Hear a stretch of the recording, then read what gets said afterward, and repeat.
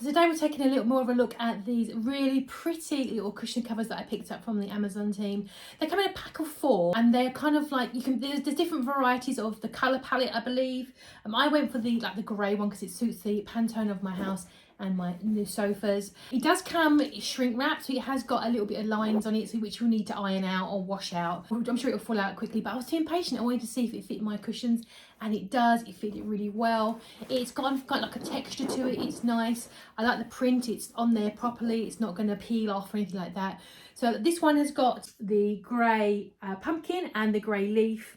And the other two I've not put into cushion covers yet. I think I want to save these for next year. I've got the autumn one there in the orange and the grey, and I've got the pumpkin one there as well. So yeah, I think it's a really fab way to add a little bit of seasonality into your home decor without, you know, blowing the budget. I think they're really cute, don't you? The zip is absolutely fine on there.